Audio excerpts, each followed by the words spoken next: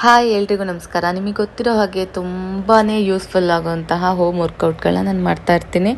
ಈ ಸದ್ಯಕ್ಕೆ ಜುಂಬಾ ಡ್ಯಾನ್ಸ್ಗಳು ಈ ಥರನ ನಾನು ಟ್ರೈ ಮಾಡ್ತಾ ಇದ್ದೇನೆ. ಬಿಕಾಸ್ ನನಗೆ ಫುಲ್ ಬಾಡಿ ವರ್ಕೌಟ್ ಆಗಬೇಕು. ಇವಾಗ ಫುಲ್ ಬಾಡಿಗೆ ನನಗೆ ಎಕ್ಸಸೈಸ್ನ ಕೊಟ್ಟು ಅವನ್ನ ಆ್ಯಕ್ಟಿವ್ ಮಾಡಬೇಕು. ಎಸ್ಪೆಷಲಿ ಈ ಹೊಟ್ಟೆ ಭಾಗ, ಮುಂಭಾಗ ನನಗೆ ಏನಾಗಿದೆ, ಈ ಬ್ಯಾಕಲ್ಲಿ ಅಂದರೆ ಆಫ್ ಬ್ಯಾಕ್ ಇದೆ, ಅದು ಓಕೆ, ಒಂದು ಪರವಾಗಿಲ್ಲ ಅನ್ನೋ ಹಂತಕ್ಕಾಗಿದೆ.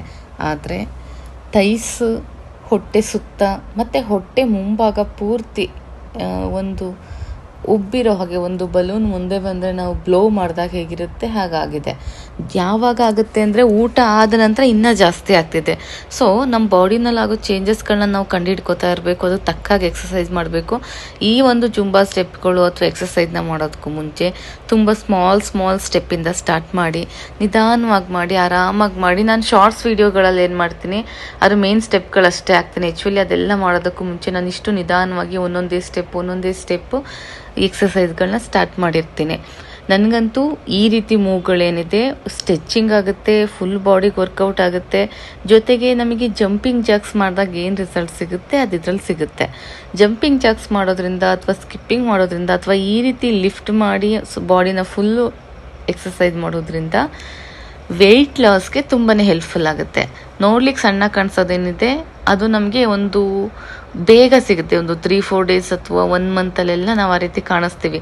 ಆದರೆ ಮಿಷಿನ್ ಮೇಲೆ, ವೇವಿಂಗ್ ಮಿಷಿನ್ ಮೇಲೆ ನಾವು ತೂಕನ ಕಮ್ಮಿ ತೋರಿಸೋದಿದೆಯಲ್ಲ, ಅದಂತೂ ತುಂಬಾ ಟಫ್ ಆಗಿರುತ್ತೆ. ಶುಗರ್ನ ಕಟ್ ಮಾಡಲೇಬೇಕು.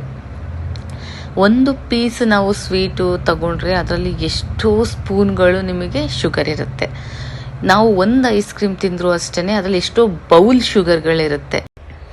ಇನ್ನು ಕೂಲ್ ಡ್ರಿಂಕ್ಸ್ ಅಂತೂ ಕೇಳೋದೇ ಬೇಡ. ಕೂಲ್ ಡ್ರಿಂಕ್ಸ್ಗಳಲ್ಲಿ ಯಾವ್ದು ಬೇಕಾದ್ರೂ ತಗೊಳ್ಳಿ, ಹೆವಿ ಆಗಿರ್ತಾರೆ. ಇನ್ನು ನಾವು ರಿಯಲ್ ಫ್ರೂಟ್ ಜ್ಯೂಸ್ ಅಂತ ಕುಡಿತೀವಿ, ಅದರಲ್ಲೂ ಸಹ ಶುಗರು ಮತ್ತು ನಮಗೆ ಒಂದು ಕೋಲ್ಡ್ನ ಆ್ಯಡ್ ಮಾಡಿನೇ ಕೊಡೋದು. ಬಿಸ್ಕೆಟ್ಗಳು ದಯವಿಟ್ಟು ಎಲ್ಲರಿಂದ ದೂರ ಇರಿ.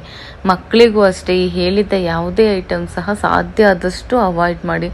Juice, biscuit, ice cream, sweets, ಅಂದರೆ ರೆಕಾರ್ಡಿಂಗ್ ಈ ಬೇಕ್ರಿ ಐಟಮ್ಗಳೇನಿದೆ, ಮೈದಾ ಐಟಮ್ ಆಗ್ಬೋದು ಅಥವಾ ಸ್ವೀಟ್ಸ್ ಆಗ್ಬೋದು, ಇದು ಯಾವುದೂ ಸಹ ಬೇಡ. ಇದ್ಯಾವುದೂ ಒಳ್ಳೆಯದಲ್ಲ. ಯಾಕೆ ಅಂತಂದರೆ ನಾವು ಬಾಡಿ ಕಂಟ್ರೋಲಲ್ಲಾಗಿ ಇಟ್ಕೊಂಡಾಗ ನಮಗೆ ಎಷ್ಟು ದಿನದಲ್ಲಿ ಎಷ್ಟು ಅವರ್ ಬೇಕಾದ್ರೂ ಕೆಲಸ ಮಾಡ್ಬೋದು, ಎಷ್ಟೇ ಆ್ಯಕ್ಟಿವ್ ಇದ್ರೂ ಸುಸ್ತಾಗಲ್ಲ. ಅದೇ ನಾವು ಒಂದು ಎಕ್ಸಸೈಸ್ ಮಾಡ್ದಾನೆ ಆ ಒಂದು ಶುಗರ್ನ ಹೆವಿ ತಿಂದು ಎಲ್ಲನೂ ಮಾಡ್ದವಾಗ ಏನಾಗುತ್ತೆ, ಬಾಡಿ ಸುಸ್ತಾಗುತ್ತೆ, ಕೈ ಕಾಲು ಸಣ್ಣ ಇರುತ್ತೆ, ಹೊಟ್ಟೆ ಮಾತ್ರ ಊದ್ಕೊಂಡಂಗಿರುತ್ತೆ. ಅದನ್ನೆಲ್ಲ ಅವಾಯ್ಡ್ ಮಾಡಬೇಕು ಅಂದರೆ ನಾವು ಡಯಟ್ ಅಂದರೆ ಊಟ ಬಿಡೋದಲ್ಲ, ಸರಿಯಾದ ಊಟನ ತಿನ್ನೋದೇ ಡಯಟ್. ಹೀಗೆ ಮಾಡ್ತಾ ಇದ್ದೀನಲ್ಲ, ಇದಂತೂ ತುಂಬಾ ಎಫೆಕ್ಟಿವ್ ಆಗಿರುತ್ತೆ. ನಿಮಗೆ ಗೊತ್ತಿರೋ ಹಾಗೆ ಯೋಗಾಸನ ತುಂಬಾ ಯೂಸ್ಫುಲ್ ಆಗಿರುತ್ತೆ. ಸೂರ್ಯ ನಮಸ್ಕಾರದಲ್ಲಿ ಕಟ್ ಮಾಡಿ ನಾನಂತೂ ತುಂಬಾ ಶಾರ್ಟ್ ಎಕ್ಸಸೈಸ್ಗಳನ್ನ ಮಾಡ್ಕೋತಾನೆ ಇರ್ತೀನಿ. ಬಿಕಾಸ್ ಬಾಡಿ ಸ್ಟ್ರೆಚಿಂಗ್ ತುಂಬ ಇಂಪಾರ್ಟೆಂಟು. ಬಾಡಿ ಪೇಯ್ನ್ ಬಂದರೆ ಮತ್ತು ನೆಕ್ಸ್ಟ್ ಡೇ ನಾವು ಎಕ್ಸಸೈಸು ಸಹ ಮಾಡೋಕ್ಕಾಗಲ್ಲ. ಹಾಗಾಗಿ ಸ್ಟ್ರೆಚಿಂಗ್ ಮಾಡ್ಕೋಬೇಕು, ಆ್ಯಪ್ಸ್ ವರ್ಕೌಟ್ ಮಾಡ್ಕೋಬೇಕು, ಸಿಟಪ್ಸ್ ಮಾಡ್ಕೋಬೇಕು, ಫುಲ್ ಬಾಡಿ ಎಕ್ಸಸೈಸ್ಗಳನ್ನ ಮಾಡ್ಕೋಬೇಕು. ಎಲ್ಲನೂ ಪ್ರತಿದಿನ ಮಾಡೋಕ್ಕಾಗಲ್ಲ, ಒಂದೇ ದಿನ ಎಲ್ಲನೂ ಮಾಡೋಕ್ಕಾಗಲ್ಲ. ಒಂದೊಂದು ದಿನ ಒಂದೊಂದನ್ನ ಆ್ಯಡ್ ಮಾಡಿಕೊಂಡ್ರೆ ತುಂಬಾ ಒಳ್ಳೆ ರಿಸಲ್ಟ್ ಸಿಗುತ್ತೆ. ನಾನು ಹೇಳೋದು, ಎಕ್ಸಸೈಸ್ ಮಾಡೋಕ್ಕೆ ನಾಚ್ಕೋಬೇಡಿ, ಯೋಗಾಸನ ಮಾಡೋಕ್ಕೆ ನಾಚ್ಕೋಬೇಡಿ. ಯಾಕೆ ನಾಚ್ಕೋಬೇಕು? ನಾವೇನು ಮಾಡ್ತಾಯಿದ್ದೀವಿ, ನಾವು ನಮ್ಮ ಬಾಡಿನಲ್ಲಿರೋ ಎಕ್ಸ್ಟ್ರಾ ಕೊಲೆಸ್ಟ್ರಾಲ್ನ ತೆಗಿತಾ ಇದ್ದೀವಿ. ನಿಮಗೆ ನಾಚಿಕೆ ಆಯಿತಾ, ರೂಮಲ್ಲಿ ಮಾಡಿ, ಮನೆ ಒಳಗಡೆ ಮಾಡಿ, ಆಯಿತಾ? ಆದರೆ ಎಕ್ಸಸೈಸ್ ಅಂತೂ ಮಾಡಲೇಬೇಕು. ನೀನು ದಪ್ಪ ಇದ್ದರೆ ಚೆನ್ನಾಗಿ ಕಾಣಿಸ್ತೀಯಾ, ಚಬ್ಬಿಯಾಗಿ ಸೂಪರ್ ಆಗಿದೆಯಾ, ಸಖತ್ತಾಗಿದೆಯಾ, ಸಣ್ಣ ಆದರೆ ಚೆನ್ನಾಗಿ ಕಾಣಿಸಲ್ಲ ಅನ್ನೋರು ಯಾರೂ ಸಹ ನಿಮಗೆ ಹುಷಾರಿಲ್ಲ ಅಂದರೆ ವಯಸ್ಸಾದಾಗ ಆಗಲಿ ಅಥವಾ ಯಾವಾಗಲೇ ಆಗಲಿ ನಿಮ್ಮ ಆಸ್ಪತ್ರೆ ಬಿಲ್ಲು ಕಟ್ಟಲ್ಲ, ನಿಮ್ಮನ್ನು ಕರ್ಕೊಂಡು ಹೋಗಲ್ಲ, ನಿಮಗೆ ಓಡಾಡೋಕೆ ಅವ್ರೇನೋ ನೀವು ಅವ್ರ ಹೆಗ್ಲು ಮೇಲೆ ಹಾಕೊಂಡು ತಿರುಗಲ್ಲ. ನಮ್ಮ ಕಾಲು ಗಟ್ಟಿಯಾಗಿರಬೇಕು, ನಾವು ಹೆಲ್ದಿ ಆಗಿರಬೇಕು ಅಂದರೆ ಮುಂದಿನ ಜೀವನಕ್ಕೋಸ್ಕರ ನಾವು ಇಷ್ಟೆಲ್ಲ ಮಾಡೋದು. ಇವತ್ತಿಂದು ಬಿಡಿ, ಹೇಗೋ ವಯಸ್ಸಿದೆ, ಕಳೆದೋಗುತ್ತೆ. 60 ವರ್ಷ 70 ವರ್ಷ ಆದಮೇಲೆ ಅಥವಾ 50 ವರ್ಷ ಆದಮೇಲೆ ನಮ್ಮ ಮಂಡಿ, ನಮ್ಮ ಕಾಲುಗಳು, ನಮ್ಮ ದೇಹ ನಾವು ಹೇಳ್ದಾಗ ಕೇಳಬೇಕಲ್ಲ, ಒಳಗಿನ ಆರ್ಗನ್ಸ್ಗಳು. ಮುಂದೆ ಏನಾಗುತ್ತೆ ನಮಗೆ ಗೊತ್ತಿಲ್ಲ. ಅಟ್ಲೀಸ್ಟ್ ನಮ್ಮ ಪ್ರಜ್ಞೆಯಿಂದ ಇರುವಾಗಾದ್ರೂ ನಮ್ಮ ದೇಹನ ನಾವು ಆರೋಗ್ಯಕರವಾಗಿ ಇಟ್ಕೋಬೇಕು.